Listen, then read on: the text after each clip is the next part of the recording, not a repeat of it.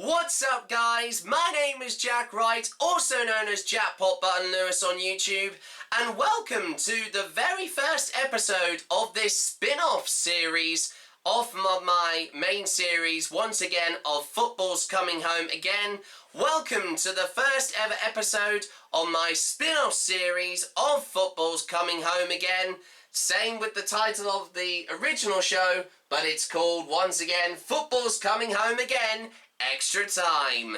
This is a different version of the original series, where I look back on previous results that have happened of some of the matches surrounding this year's UEFA Euro 2020 tournament. And today's episode, it's been a day, of course, it's been a day since an incredible result that England have had as they miraculously won against Croatia just by one goal yesterday at Wembley Stadium. And unbelievably, for the very first time, that was also England's first ever win and the opening match of a European Football Championship. At the last few 9 tournaments, they've only managed to draw 5 times and lose 4 times. But unbelievably, for the first time in their record at the tournament of once again, the UEFA European Football Championship, England have finally won at their opening game of a European Football Championship tournament for the first time in history, which is absolutely incredible, and I still can't believe now, even though it happened just yesterday.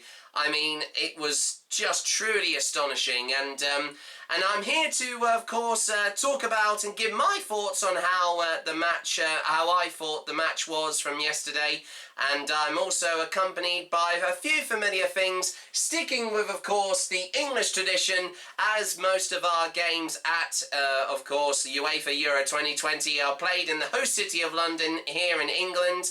I thought I would have a few English traditional snacks with a few jam and cream filled scones, some strawberries and a few cucumber sandwiches. And also, to being very English as well, a good old cup of tea in my one and only It's Coming Home mug, which I mentioned in a few days beforehand, a few episodes beforehand, may I add.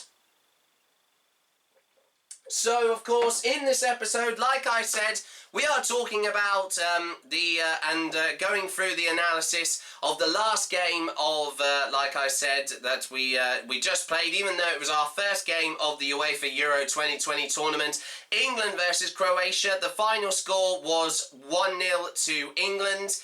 And like I said already, it's the very first time that England have won their opening match at the European Football Championship for their time that they've had at the tournament in previously on record. And also, which is incredible to also hear as well, that I've even got a few of the newspapers that just came in today, and I unbelievably had no idea that this copy of The Sun here, with an amazing photo of Raheem Sterling, who scored the goal for England. He had just been awarded, unbelievably, just 2 days beforehand the match, he has been gifted an MBE by Her Majesty Queen Elizabeth II. And also, I was just going to also say here, as it says on the main headline on the front page of the Sun newspaper, it says, Raheem Glory, days after gone, magic boots from England, but highlighting MBE, the first letters of each of the words on the headline in reference to his recent awarded MBE, of course, member of the British Empire Award from, once again, Her Majesty the Queen. Another close-up of the also of the headline for any of you who haven't seen it. And also it says here, he's coming home, he's coming. There he coming home. And also it says on the back of Sunday Sport as well, Sterling, I said if we play in tournament at Wembley, I'm scoring. It's my back garden. There we go there. And it also says on the back here that Raheem Sterling broke his scoring hoodoo and England's Euros curse with the winner in his back garden. Sterling grew up down the road from Wembley and struck for the first time at a major international tournament to give the Three Lions their first victory in a European Football Championship opener at the 10th attempt. Since like I mentioned, the last 9 tournaments, they've only managed to draw in their first game 5 times and lose their first game 4 times. And now this is their first win, like I just mentioned earlier on from yesterday as well, after reacting from the game. And he says that the Manchester winger, who has a tattoo of the Wembley Arch, on his left forearm, said, "It's a great feeling for me. Playing at Wembley, it's not far from where I grew up, and seeing the stadium being built. I've always said if I played at Wembley at a major tournament, then I'm scoring. At Wembley, my back garden, I have to score. It's great to break the duck. At the same time, I'm focused. I'm not really taken into account, and I haven't scored in a major tournament before." And there is also, it does continue on here, as I'm just going to get to it, and it says, "The most important thing was to try and win. It's good to get onto the score sheet. I'm hungry for goals, but at the same time, I know the true value of a team. It was a great team effort. We dug deep and kept that clean sheet. And Sterling's 57th minute winner sparked jubilant scenes from the 18,500 crowd that was inside Wembley Stadium. And the full-time whistle was greeted with the Euro 96 classic Three Lions as fans chanted, 'It's coming home,' just like the title on my show. I mean, you wouldn't expect that to actually be in an article in a newspaper following that game. I mean, that's truly astonishing. And manager Gareth Southgate said also, "It's a lovely day for the English public. We've waited a long time for the beer gardens to open, and I'm sure they're throwing it everywhere as well as drinking it, which is lovely." Well, we're going to also hear from Gareth Southgate on what he thought of England's performance very, very shortly here, once again on Football's Coming Home Extra Time. But I'll just finish reading this article, and he said that, once again, following on from Gareth, he said the former defender resisted the public clamour to start Jack Grealish ahead of Sterling, who had scored only once for Man City since the 21st of February, but has netted 13 goals in his last 17 international matches. And also Southgate added, "I'm so pleased for Raheem.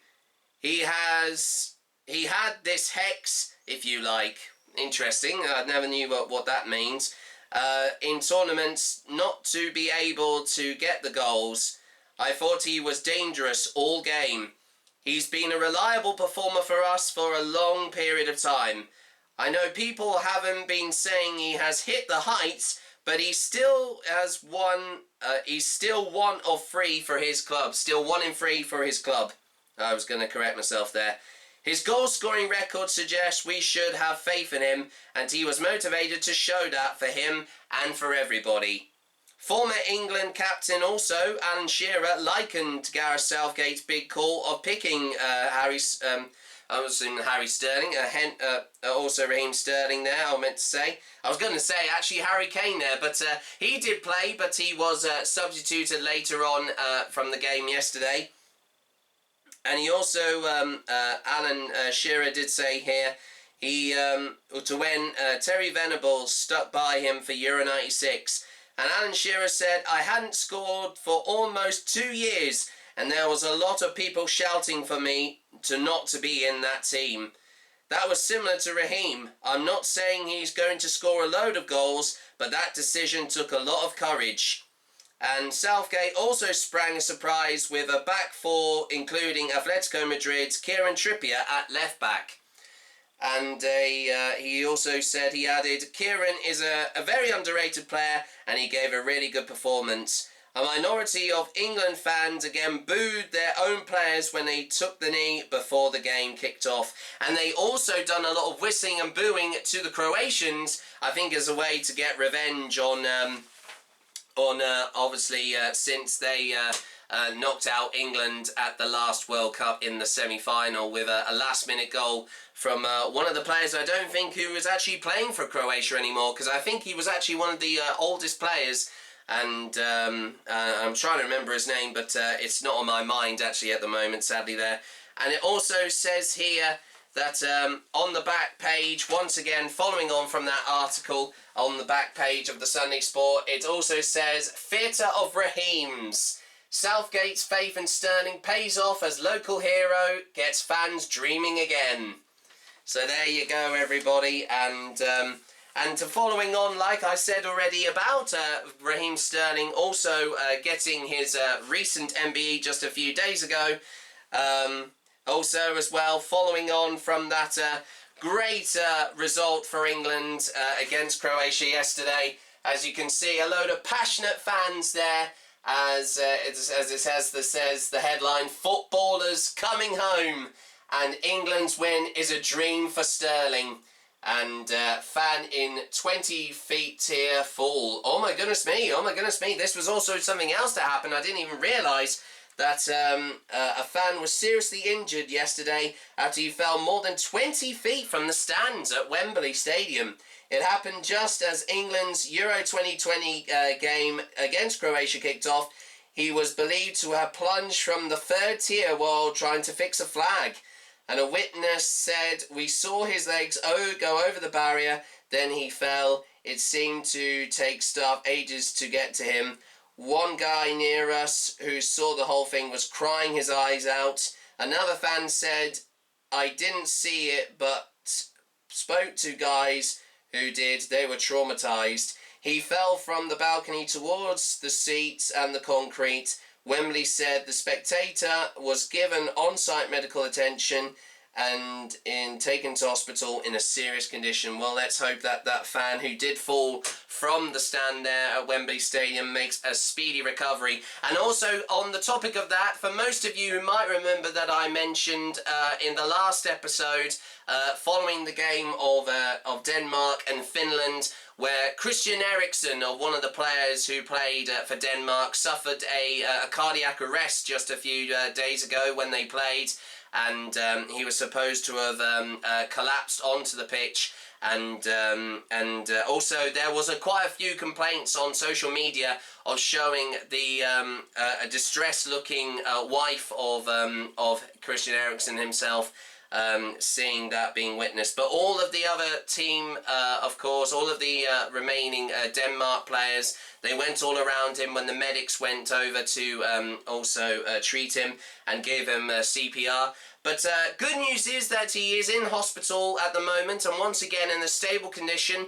And as always, as I've said before, like from the last episode, myself and everyone here from, of course, the production team here on Football's Coming Home Again and Football's Coming Home Again Extra Time, we want to wish him all the best of all the support and positive and prayers of hope that he has a speedy recovery, and we hope to see him back playing. I don't think he might be out of this tournament, maybe, because of that unexpected, of course, collapse. But like I said already before, that's the recent news that I never got the chance to mention in my last episode, but I'm saying it now.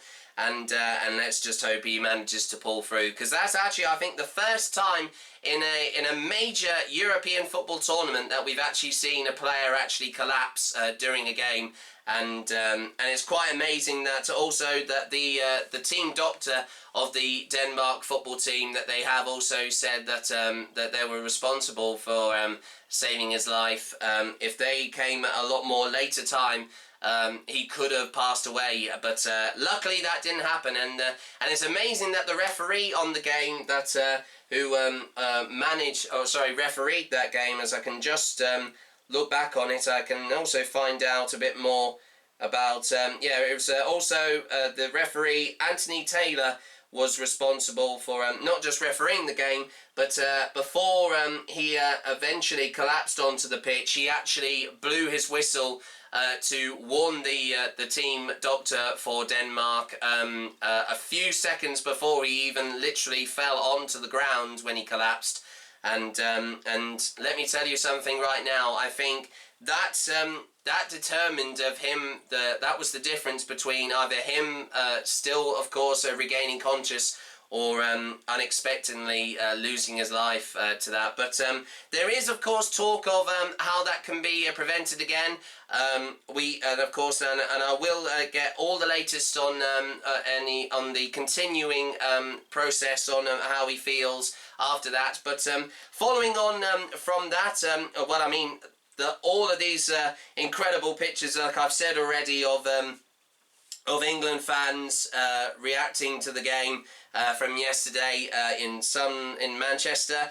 Even Wayne Rooney, along with his wife Colleen and his two sons, were also there at the stadium yesterday, and also a few England fans were spraying beer in Wapping, East London yesterday as well, and also as well.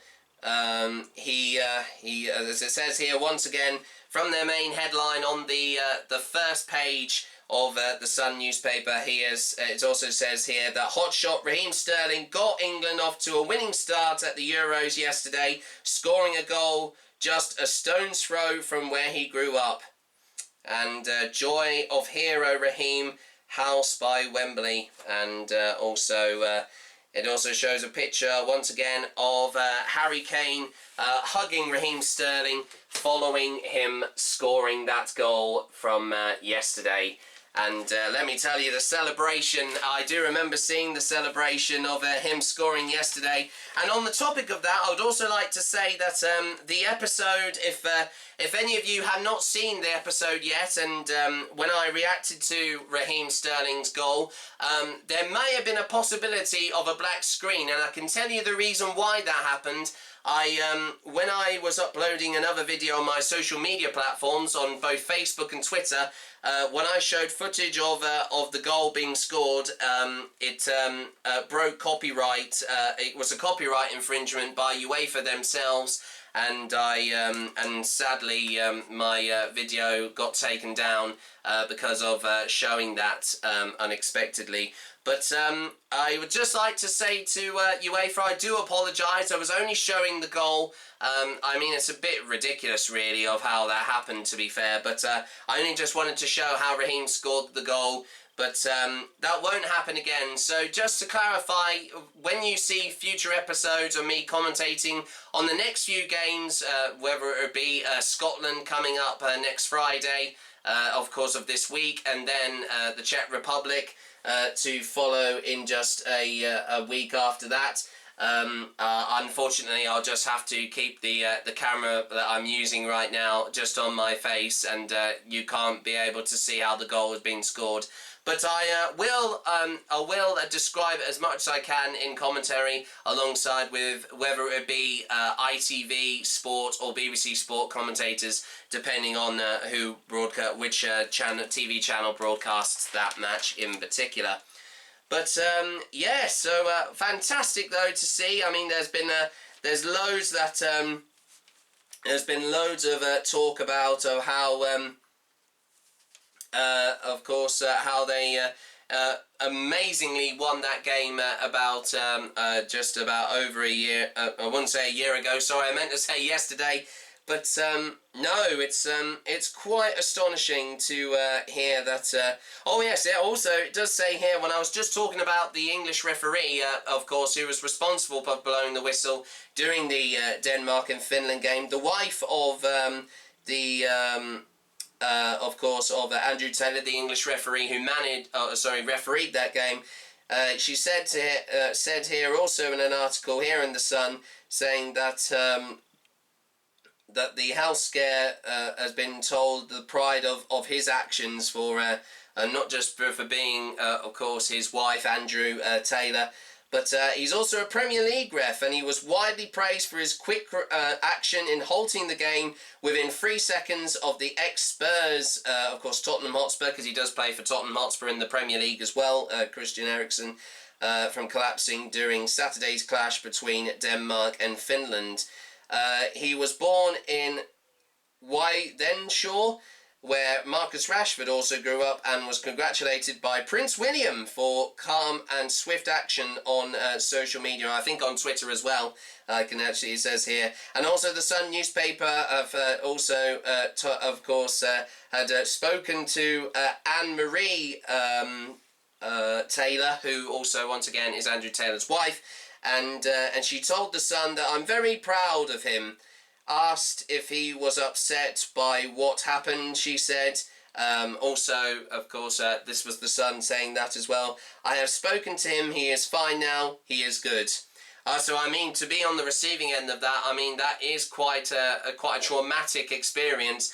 But he kept calm despite being in the centre part of that unexpected, of course, health scare with once again that happened in the Finland and Denmark match. And also we do have on the headline, on the front headline of the newspaper of the Daily Mail, it features a load of cheering female England fans there. And it says the headline, once again, as I was going to just say, of ecstasy and agony. Party time, England fans in Manchester yesterday. And good news, England make winning Euro start. Bad news, fury as Boris is set to confirm 21st is off amid fears lockdown will drag on and on.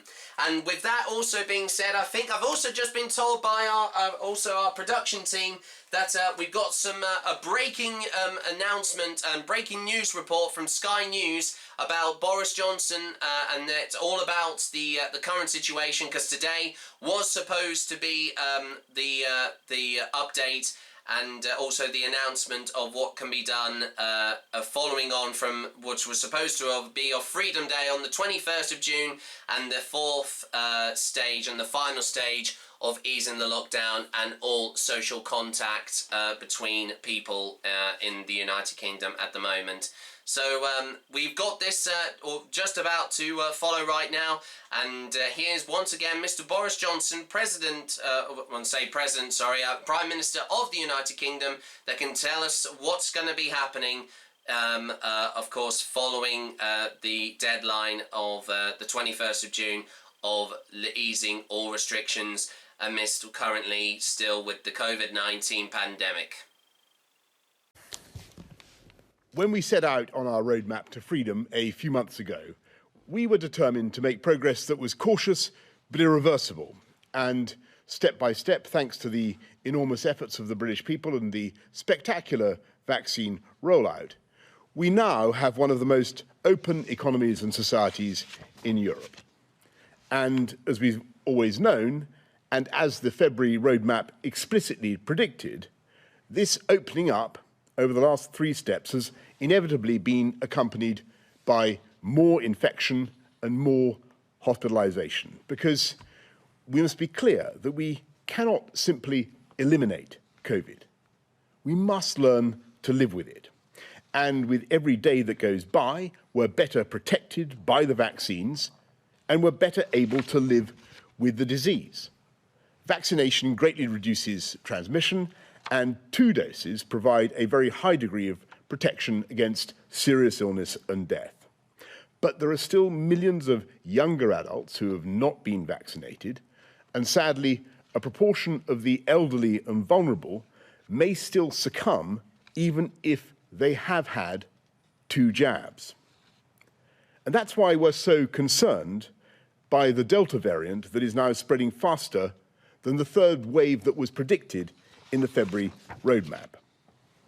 We're seeing cases growing by about 64% per week, and in the worst affected areas, it's doubling every week. And the average number of people being admitted to hospital in England has increased by 50% week on week and by 61% in the northwest, which may be the shape of things to come, because we know the remorseless logic of exponential growth. And even if the link between infection and hospitalisation has been weakened, it hasn't been severed. And even if the link between hospitalisation and death has also been weakened, I'm afraid numbers in intensive care, in ICU, are also rising. And so we've obviously faced a very difficult choice. We can simply keep going with all of step 4 on June the 21st, even though there is a real possibility that the virus will outrun the vaccines and that thousands more deaths would ensue that could otherwise have been avoided. Or else, we can give the NHS a few more crucial weeks to get those remaining jabs into the arms of those who need them. And since today, I cannot say that we have met all our 4 tests for proceeding with step 4 on June the 21st, I think it is sensible to wait just a little longer. By Monday, the 19th of July, we will aim to have double jabbed around 2/3 of the adult population, including everyone over 50, all the vulnerable, all frontline health and care workers, and everyone over 40 who received their first dose by mid-May. And to do this, we will now accelerate the second jabs for those over 40, just as we did for the vulnerable groups, so they get the maximum protection as fast as possible. And we will bring forward our target to give every adult in this country a first dose by the 19th of July. That is, including young people over the age of 18, with 23 and 24-year-olds invited to book jabs from tomorrow, so we reduce the risk of transmission among the groups that mix the most. And to give the NHS that extra time, we will hold off step 4 openings until July the 29th, except for weddings that can still go ahead with more than 30 guests, provided social distancing remains in place, and the same will apply to wakes. And we will continue to pilot events such as Euro 2020 and some theatrical performances. We will monitor the position every day, and if, after 2 weeks, we have concluded that the risk has diminished, then we reserve the possibility of proceeding to step 4 and a full opening sooner. As things stand, and on the evidence that I can see right now, I'm confident that we will not need more than 4 weeks, and we won't need to go beyond July the 19th. It's unmistakably clear the vaccines are working, and the sheer scale of the vaccine rollout has made our position incomparably better than in previous waves. But now is the time to ease off the accelerator, because by being cautious now, we have the chance in the next 4 weeks to save many thousands of lives by vaccinating millions more people.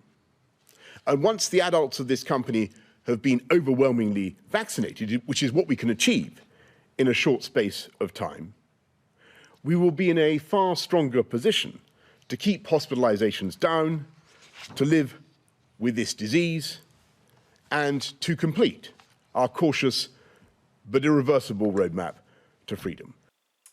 Well, it's not the news that we weren't expecting, and with that, of course, I mean, unfortunately, the chances of a full Wembley Stadium come the final later on, of course, next month in July on the 11th, which will, but once again, of course, Wembley Stadium hosting the final of UEFA Euro 2020 will not be at full capacity. I think they're hoping to try and get up to about half the capacity of the stadium, since it holds over 90,000 people, but they'll try and hopefully aim for maybe 60,000, depending on how quick the vaccination rollout will be of surrounding still with this ongoing COVID-19 pandemic. But I can totally understand that. I agree with Boris Johnson's decision on that, because there has been a massive increase in rising cases of the Delta variant from India, and there's been over 8,000 cases of the variant recorded today. and also a few more deaths have been recorded within 24 hours from today as well. But all that aside, let's concentrate, of course, on more positive news, going back to the football, like I said, with the great result once again from, of course, England against Croatia yesterday. And yeah, as I said, I can also look on the back here on the reaction once again of Raheem Sterling there on the front there of on the back of the Daily Mail on the sports page, and it says, "First class, England win Euros opener for first time. Sterling nets first goal at major tournament." And by Sam Hughes and Sammy Mokbel of, once again, the Daily Mail, may I add. I think I said Mill there, I do apologise. He said that they both said here, who wrote for, once again, the Daily Mail newspaper, "Raheem Sterling dazzled in Wembley sunshine, scoring the only goal as England made the perfect start to Euro 2020 against Croatia. The Manchester City forward, who grew up near the stadium, was thrilled to score his first tournament goal and his first international goal at the tournament as well, and to earn England their first win in a major European Championship opener, and also 3 very valuable points in Group D. It was a great feeling to actually do it," he said. "I always said to myself, if I come here growing up 2 minutes down the road, I know I have to score." So very similar words also, like it said in the Sun as well, like I mentioned earlier on. And Leeds midfielder Calvin Phillips, also dubbed the Yorkshire Pirlo, set up the goal and was outstanding for Gareth Southgate's men. And on the topic of that as well, of course, he got a lot of flack also, because I know that he hasn't been playing that well from going back to a few, of course, weeks ago before the tournament started, and but he definitely played quite aggressively yesterday, and he was, and of course he does play at a defender position, and he really showed how amazing he was in that position. And as I just open also the front page of the England, of course, once again, another reaction here, another headline saying, "Rawsome, England's hot start, Euros win in blazing sun is perfect tonic for fans after year of lockdown misery."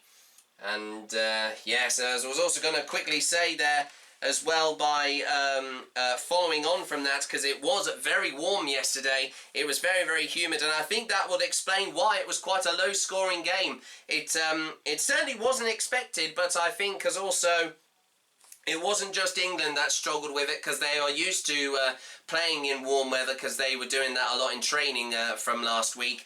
But I think the Croatians suffered a bit more than just that, and but the way that they played aggressively in attacking, of course, in attacking way tactically, was truly incredible, in a way that England managed to stop them from scoring, and even, of course, and the worst case scenario for them equalising against them would have been quite the unfortunate thing to have happened. And also, Arthur Martin here, one of the other editors of the Daily Mail, says here that cheers drown out Boo Brigade. And like I said, because of like I mentioned also in the Sun newspaper just earlier on, they also, it says here that boos were drowned out by cheers and applause, at Wembley yesterday when the England team took the knee. The jeers before the match came despite pleas from Boris Johnson and the Football Association for fans to applaud during the anti-racism gesture. There was also booing during the Croatian national anthem, while some fans chanted "No surrender" during "God Save the Queen," a hark back to the days of the Troubles during Northern Ireland. Oh my goodness me, I never knew that. The Croatian team remained standing as the England players knelt for just a few seconds, and on Friday the Prime Minister's spokesman said he wanted the public to cheer them on in a toughening of his stance on the issue. And also the Football Association have said, we encourage those that oppose this action to reflect on the message you are sending to the players you are supporting. Shortly before kick-off, former England defender Rio Ferdinand told BBC One that the gesture is not political and fans should support the boys. So that's to also clarify of that unfortunate incident happening. Also going back to the no surrender reference during the national anthem of God Save the Queen, that was also done back at the last World Cup, actually. I remember through other videos that I saw online on YouTube, and that was quite unfortunate, to be fair, and quite unexpected, really. But there is, of course, a few of the things said in both the Daily Mail and the Sun newspapers following the great result from Croatia. And on the topic of that, also, there were two other games that happened from yesterday as well. Our previous team that we played in a warm-up match of Austria won their first match of ever at the European Football Championship, winning 3-1 against over North Macedonia. And also an incredible game on how Ukraine managed to come back from a few goals down, but unfortunately they couldn't beat the Netherlands as their final score. Of course, the Netherlands taking on Ukraine, they won 3-2, and goals coming from Gini Wijnaldum, Weghorst and Dumfries, with the final goal in the 85th minute. And the Ukrainian goals were scored by Yarmolenko and Yaremchuk in the 75th and 79th minutes. So only just a few minutes in between both goals from Ukraine there. But also today, as of course it's a day off for England and as they prepare for the next game against Scotland, like I mentioned, which will happen next Friday. We did have 2 games today, and on the topic of Scotland, they had their first game against the Czech Republic today, and unfortunately they got beaten by the Czech Republic today, and they scored 2 goals, and 2 goals coming from the player of Shihik, I think that's how you say his name, who scored in the 42nd minute. And also, he scored unbelievably. I've actually just seen replays just before we came on air of the goal. He scored unbelievably his second goal all the way from the halfway line. And he managed to catch David Marshall, the Scottish football goalkeeper, off guard. And he was running desperately to get back into his goal in time, but he was just too late. And like I said already, Patrick Shihik, that was his actual name, his full name. He scored both goals, and he also at club level he plays for the German team of Bayern Leverkusen, and he's 25 years old, and he is once again one of the best strikers for Czech Republic, and plays at number 10 in his for his position. And as well as that, we also had 2 other games that happened also today. With one that's just been currently going on at the moment. Spain are currently playing Sweden at the moment in Seville in Spain currently, but the score is still 0-0 at the moment in the 36th minute. And Poland played against Slovakia, and unbelievably Slovakia actually won against Poland, but unfortunately one of the players ended up getting a straight red card for, I think, a very nasty tackle. But unbelievably, it also says here that the reason why Slovakia won is that one of the Polish players, Szczęsny, scored an own goal in the 18th minute, and Syrikinier for Slovakia scored the second goal, but also Leonetti scored in the 46th minute from the, I think that might have been either the first half in injury time or maybe just at the start of the second half, but that was unexpected there from Poland there, getting one of their players off with a red card. And I am just having a look here quickly on how that's happened with that unfortunate result for Poland there. So just bear with me here a second. And the player who was responsible for getting the red card for actually a second bookable offence, because I think he must have got a yellow card in a previous game, and that was Grzegorz Krajciak. Krajciak, I think that's how you say his name. And he got dismissed for 2 bookable offences, according here to Google. And the midfielder lunges in late on Hromada of Slovakia, one of the Slovakian players, and is given a second yellow and then a red by the referee.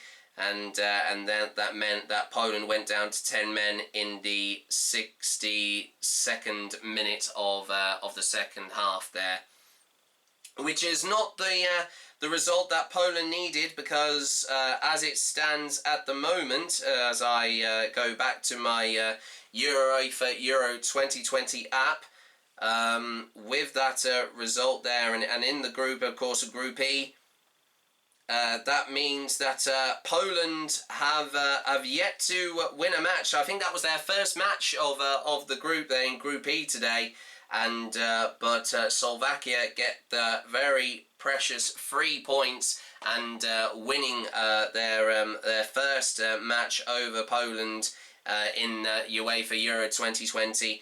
And like I said, as it stands, Sweden and Spain are both still playing.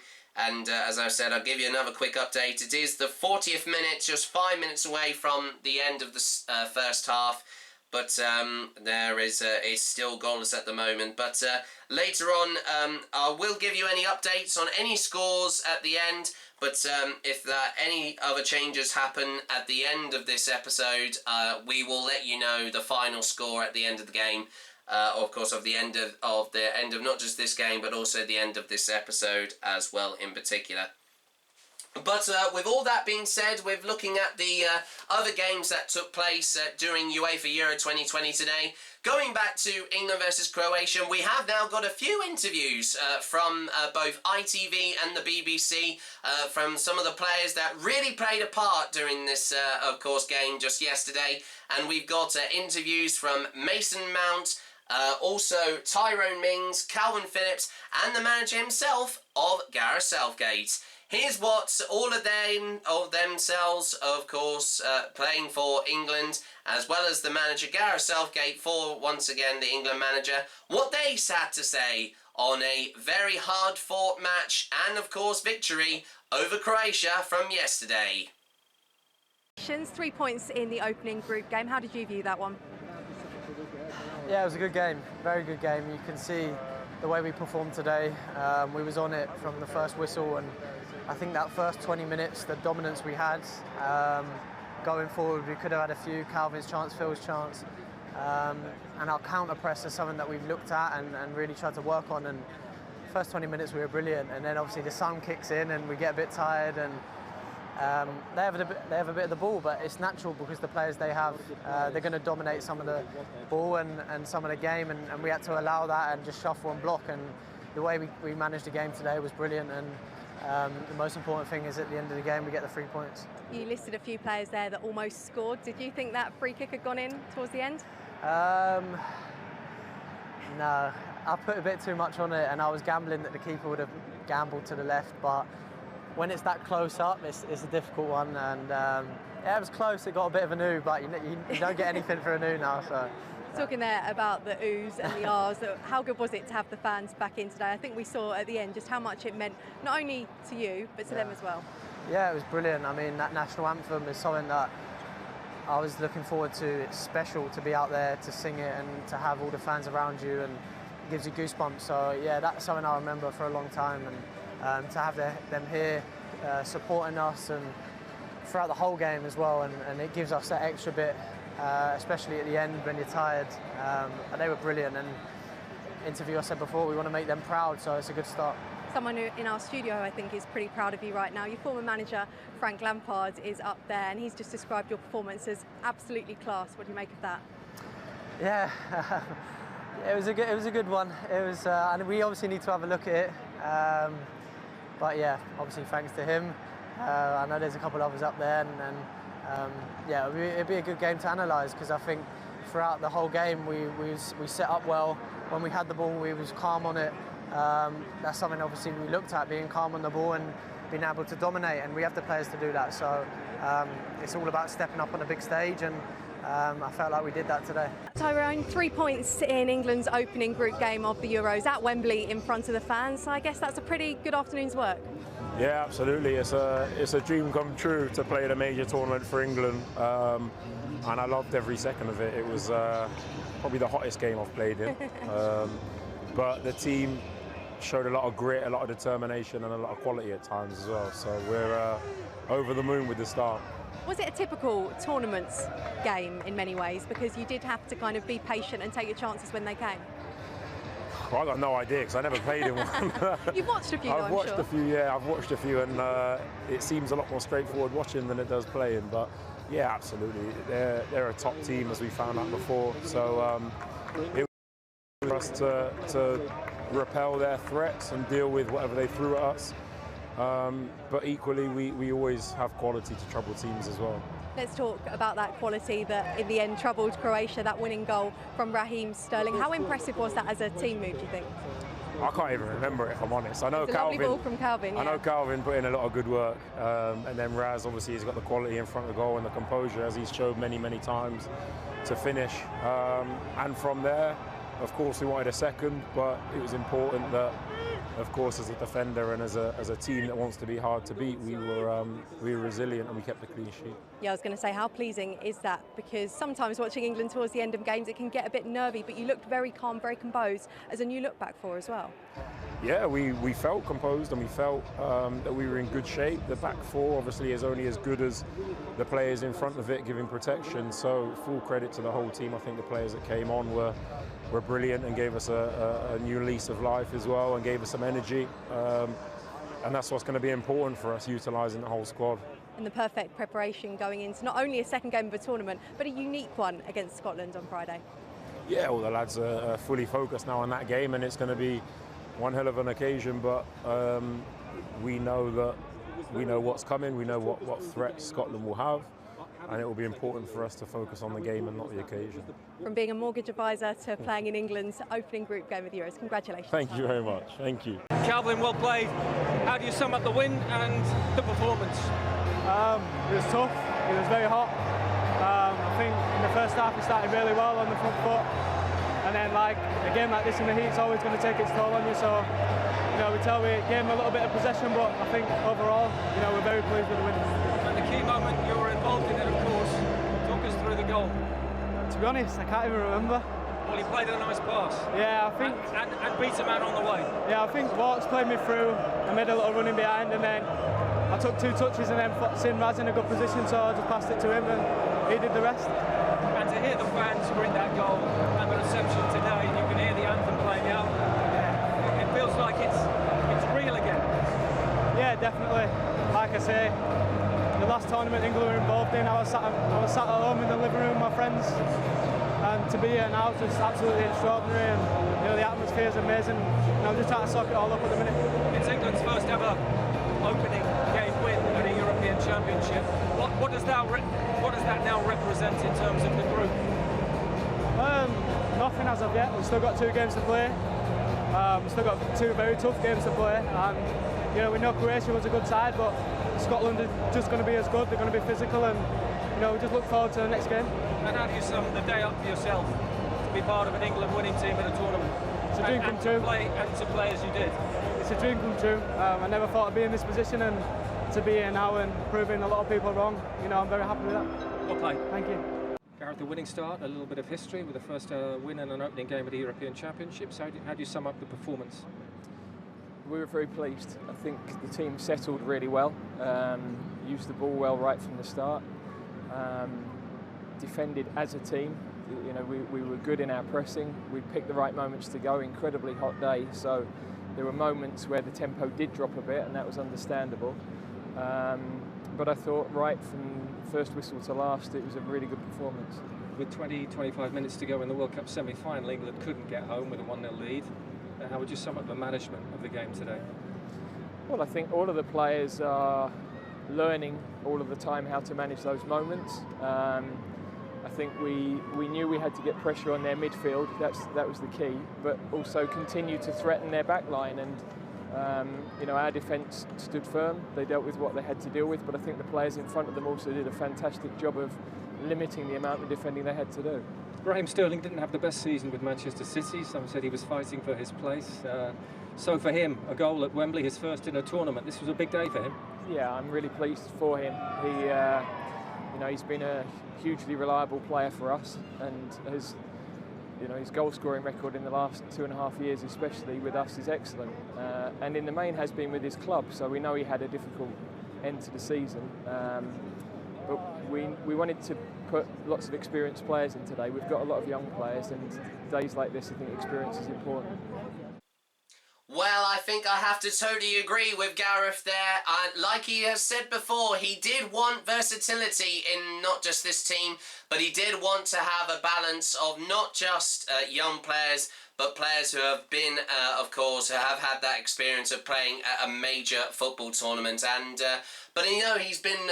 It's nice to see that Gareth is very pleased with the result, despite only one goal. And for him commenting there on Raheem Sterling there, for him going back to how he used to be. It's been quite a while since Raheem Sterling has scored for England. The last time that he scored, he managed to score an amazing hat-trick of 3 goals against Bulgaria, despite getting a load of monkey chants and boos from a load of Bulgarian ultra hooligan fans. And but he has really unbelievably shown that he's definitely a real potential goal scorer once again, and not just for the England team, but he's proved to all the England fans, and not just myself, but I think all England fans across the of course the nation, that he is back to hopefully his old ways of scoring many goals, and hopefully that won't be the only goal he scored. Hopefully that will be the first of many goals for hopefully Raheem Sterling in this tournament. And for any of you that might remember, of course, at the end of the first, of course, game, once again, England versus Croatia, I do have a brand new feature on my, of course, my main series called The Right Decision. And I did promise myself I would actually say that if England did win against Croatia, I would do 2 things. And those 2 things are: 1, I would eat a Vindaloo curry in relation to the very famous England football song and chant from Fat Les, or also Keith Allen, who had a big involvement in the song itself. And number 2, I would also wear a Scottish hat, which actually I have worn previously in one of my coronavirus lockdown sing-along 2020/2021 performances, when I did an England football / UEFA Euro 2020 special on the next episode. And unfortunately that did happen, so I'm going to actually be eating, of course, a chicken vindaloo curry with plain white rice. My dad is about to cook it right now, and join me in a few minutes when I'm going to actually have to eat it for the very first time. I'm that crazy, honestly, but it is a traditional thing that most football fans would normally eat as part of a lad's night out with large quantities of beer. But I would prefer cider normally, because I like my cider normally. And but I've stuck with an English one, of course. Still remaining relatively passionate about the English culture and everything. So, well, I think it's time, so join me in a few minutes when, of course, you'll be seeing me downstairs in the dining room of my house, and I will take on, I think, one of the most hardest challenges that I have ever do, I think, as part of this series. And But, well, as I said, also, I may not be, of course, supporting the English, but I do have a bit of a soft spot for the other home nations because I want to be respectful of them. And I want to give a big shout out to Graham Brown, one of my old friends from back in the day of performing at Viva Arts and Community Group. He used to be one of the musical directors. And Graham, if you are watching, I am really looking forward to seeing, of course, your boys from Scotland taking on us, England. And but honestly, this is the only time you're going to see me dress as a Scotsman. But this is only going to be once and once only. But you'll have to wait in a few days' time for me to wear that hat in particular. And also be sporting a few Scottish flags in reference to you, and of course in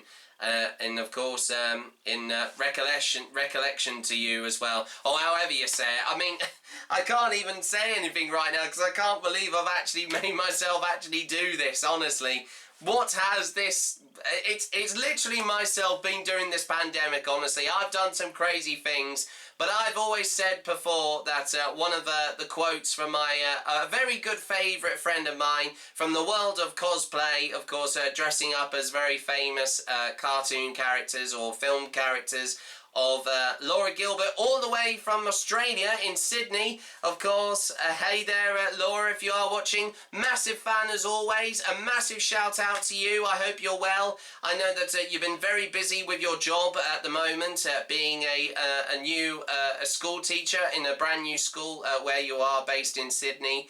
And I know you haven't been cosplaying for a while and you haven't streamed for a while, but I know I'm one of your biggest supporters on, of course, on Twitch as well. And I hope that you are okay and your health is okay and you're looking after yourself during this time. I know that I hope that you have been not suffering as much as we have been over here in the UK at the moment. But much love to you as always, and I hope that I get the chance to see you after this pandemic. But now, like I said already, going back to like what I said, I think it's time for one of the first of many challenges of my right decision, and let's go and try a chicken vindaloo curry, everybody. I think everyone in the studio right now, I know you can't see them or hear them, they are absolutely, they're just brimming with excitement, honestly. I mean, I can't believe, why did you make me do this, honestly? I know it was my idea the first time round, but honestly, you should have forgotten about it like a few weeks ago when I initially came up with the idea. Oh, the things I do for love on this show, guys, honestly. And as I said, let's just get it over with. Let's go and head down to my dining room of my house when I am about to eat a chicken vindaloo curry. England! Vindaloo, Vindaloo, Vindaloo, Vindaloo, na na.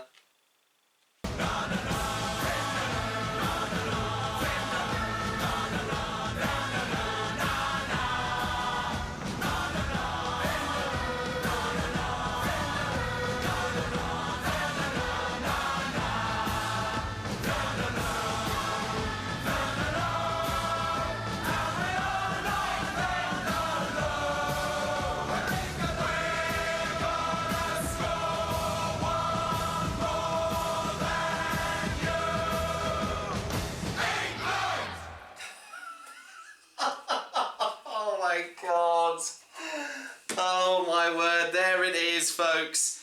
Well, there you go, everybody. There it is in all its glory. A genuine chicken vindaloo there with pilau rice. Actually, unfortunately, I couldn't get one with plain white rice. I actually asked my dad, John, to get one in particular. And hopefully, which will be my lifesaver, of course, depending on how hot this is, and it is quite a spicy Cohen curry in particular, for any of you who did not know. But as I've said already, this is, of course, I did say that England if they did win against Croatia, I would eat one, and here you go, guys. I can't believe I am doing this. I'm literally that mad to do it, but I have got a nice, refreshing Bulmers original apple cider, of course, with a few bottles beside me. I am not sponsored, by the way, but I would like to tell you that it's one of my favourite ciders. I love having cider quite a lot. And also I've got in a very nice Heineken glass as well, which I'm not sponsored as well, but it is one of the official sponsors of UEFA Euro 2020. And of course I just want to clarify that as well, that this may not be product placement that I meant to do so, but here we go, guys. The time has come to give it a try, and well, all I can say is, why did I predict England were going to win against Croatia? Well, I honestly never thought it was going to happen, and I'm not exactly perishing for it, but I want to, of course, pay my, well, I wouldn't say my respect, but of course this is a shout out to Keith Allen and Alex James and all the people who wrote the song initially. They've also brought out they've actually re-recorded the song of Vindaloo again, called Vindaloo 2, in relation to Deliveroo and also NHS charities together. And there is a link, of course, to that version of the song in the video description box below if you want to give it a watch right after this. But well, the time has come, everybody. This is something I never thought I would ever do. I have had one before during lockdown from last year, but I can't believe I've decided to eat it again, honestly. I know he's not here in the room at the moment, but my dad just microwaved this in just 15 minutes while I was filming earlier on in this extra time episode of Football's Coming Home Again. But here we go, guys, and pray for me. Honestly, I can't believe this is the most craziest thing I don't think I've ever done during the this summer of course, UEFA Euro 2020. But honestly, this will only be the only other time I think I'll ever eat one, but depending on how hot it is. But let's give it a whirl, folks. Here we go. Oh my goodness me.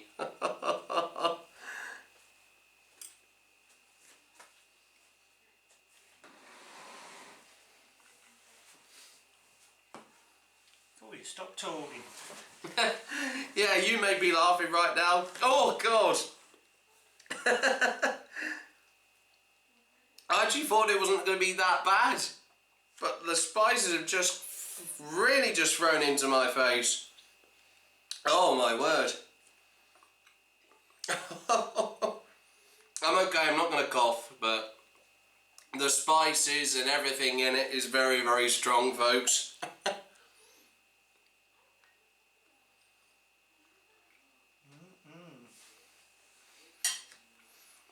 My dad has actually also told me in the past that you've actually had one as well, and you didn't actually feel that bad, did you? Oh, I used to eat Vindaloos as a kid.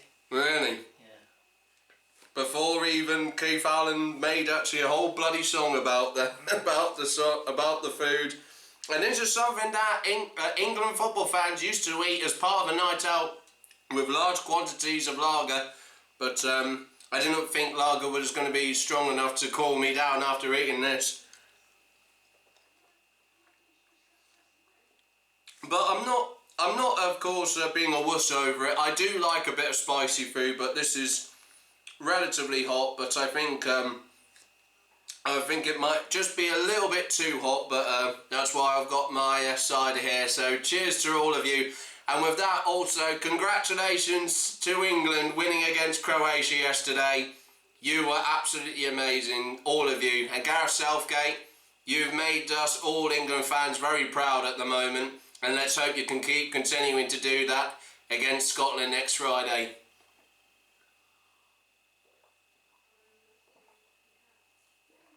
Oh, that actually mixes in pretty well, actually. But it's nice and cool, nice and refreshing. It's a really nice cider, honestly. And how much actually? You got this from Tesco, didn't you, Dad? I'm not trying to, like, you know, promote it or anything. You're eating your food. No, I'm just saying. I thought, you know, I thought I would want to mention it, just in case of any other fellow England fans could want to get like a discount on getting food or drinks during the tournament. So £7, I think, for 8 bottles. Tesco's. From Tesco's, yeah. And actually, It was, yeah. and to also let you know, everybody, that this this chicken vindaloo also came from Tesco's, and it was quite cheap actually. You got two actually because of how small it is. Funny enough. Taste alright? No, it's lovely. It's spicy, which I was expecting. It's lovely. It's lovely. It's stuck into it. Definitely. Let's see it all eaten up then. Well, let's see.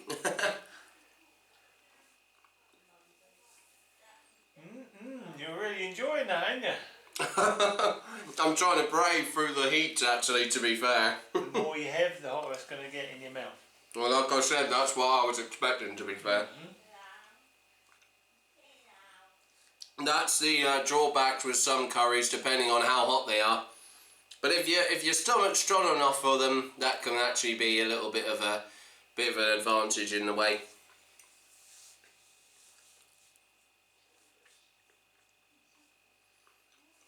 I can't believe I'm literally doing this.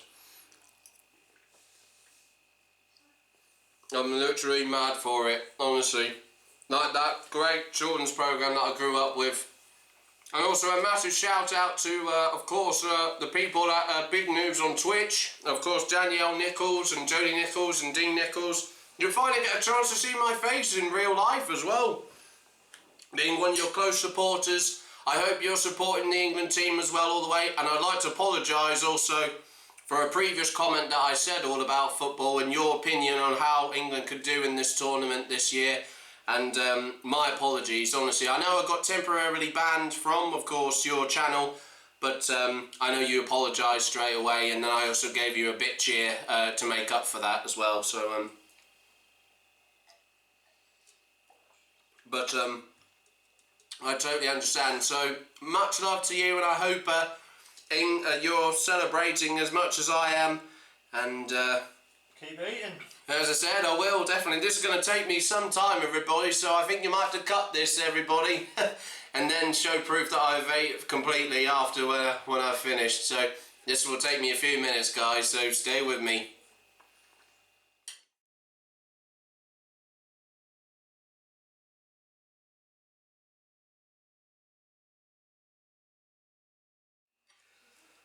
Oh, my God. I told you it was going to be hot, honestly. And honestly, it's been over an hour now since I've been eating this. And it is so hot, honestly. My mouth is literally on fire. My lips are completely numb. I've had just under 1.5 of alcohol, of course, with this cider.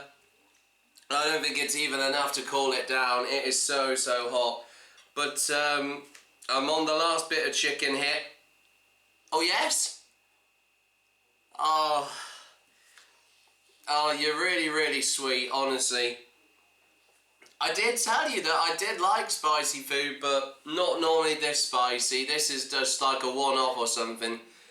But I've been told by our production team that if I manage to eat the last bits of chicken of this vindaloo, including a bit more rice, they will count that as a complete in the Vindaloo challenge. So I'm gonna do it. I'm gonna do it. Honestly.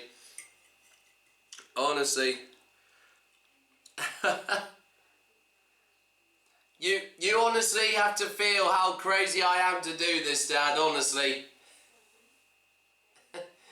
Well, he's currently in the living room, and I think he's currently watching another program that I don't normally watch of the soaps of EastEnders. So but here we go, guys. The last few bits. Come on, encourage me, guys. Come on.